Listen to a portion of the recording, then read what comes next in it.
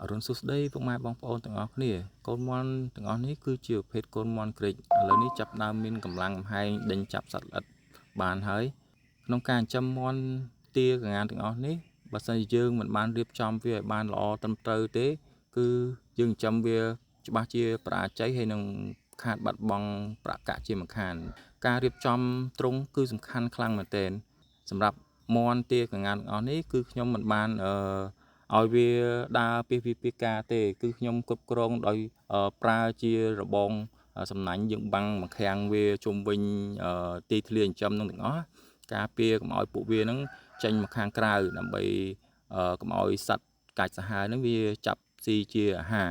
អញ្ចឹងការគ្រប់គ្រងបែបនេះគឺពិតជាល្អប្រសើរមែនទែនដែលខ្ញុំរៀបចំដាក់ជាទឹកជាចំណីអាហារផ្គត់ផ្គង់ទៅឲ្យវា3ពេលហើយនៅក្នុងទីធ្លានេះក៏ខ្ញុំត្រូវរៀបចំដំឡើងជាភ្លើងសូឡា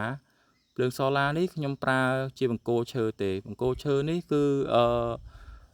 លាបដោយប្រេងខ្មៅយើងការពារកុំឲ្យមានសត្វចង្រៃណាដែលវាមកបំផ្លាញបង្គោលឈើរបស់យើងណាយើងប្រើប្រេងខ្មៅយើងទៅគឺយើង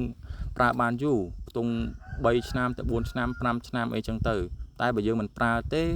គឺយើងប្រើបានតែរយៈពេលតែ1ឆ្នាំហ្នឹងគឺវាពុកវាផុយបាត់ទៅហើយអញ្ចឹងបង្គោលភ្លើងនេះខ្ញុំប្រើកម្ពស់វារហូតដល់